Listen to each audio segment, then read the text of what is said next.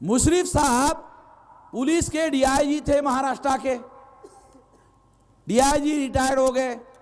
उन्होंने who killed Karkare नाम का किताब लिखा और हाई कोर्ट में 4 साल हो गए, केस चल रही है और 4 साल से बार बार हाई कोर्ट सरकार को नोटिस दे रही है कि मुशर्रफ साहब ने जो सबूत दिए हैं किताब में उसका जवाब दो।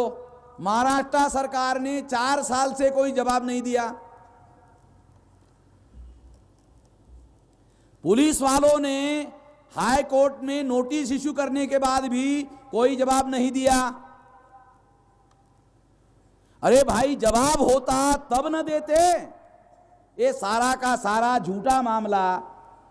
फिर सवाल है, झूठा मामला काहे के लिए खड़ा किया गया? ये जो झूठा मामला है ये काहे के लिए खड़ा किया जाता है? ये खड़ा किया जाता है तो अल्पसंख्यक ब्राह्मणों को इस देश में बहुसंख्य बनाने के लिए, ताकि बहुसंख्य बनने के बाद राज सत्ता पर कब्जा बनाए रखा जा सके। राज सत्ता पर कब्जा अगर ब्राह्मणों का रहेगा तो ही ब्राह्मणों का वर्चस्व रह सकता है, अन्यथा ब्राह्मणों का वर्चस्व नहीं रह सकता।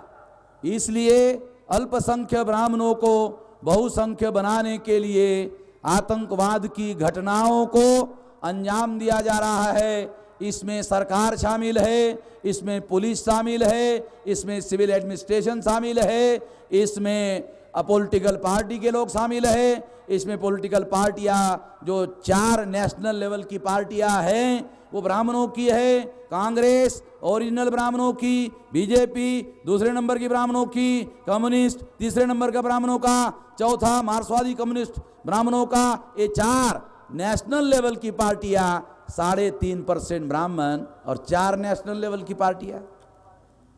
अरे एक स्टेट में एक पार्टी को मान्यता हासिल करने के लिए 4% वोट चाहिए। इनका तो वोट ही 3.5 है।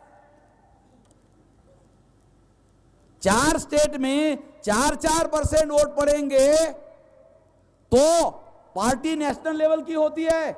इनका तो वोट परसेंटेज 3.5% है और फिर 100% भी अगर वोट डालते हैं तो भी पार्टी स्टेट लेवल की नहीं बन सकती।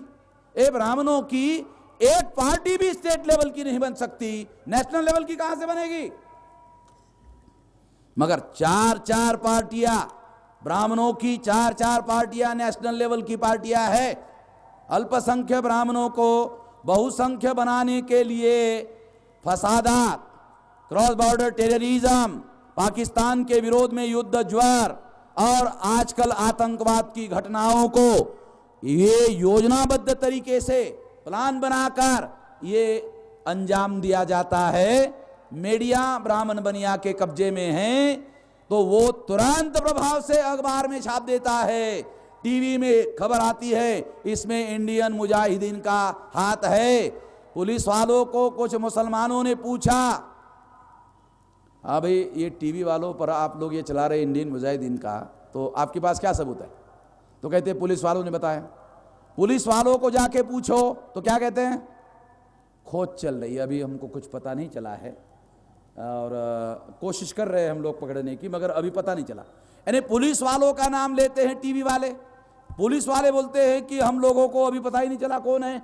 इसका मतलब है टीवी पर, खबर में, पेपर में, फ्रंट पेज पर अज्ञात सोर्सेस का हवाला देकर एक खबरें छापी जाती है, झूठी खबरें छापी जाती है। एससी एसटी ओबीसी के लोगों के पास इतनी अक्ल नहीं है कि वो इसके पीछे की साजिश को समझ सके। उसके लिए वामन मेश्राम जैसा खोजी ब्रेन चाहिए। आसान काम नहीं है। ये राजनीतिक वर्चस्व के लड़ाई का मामला है। राजपाट दुनिया में खून बहाए बगैर नहीं मिलता है, ऐसा पहले कहा जाता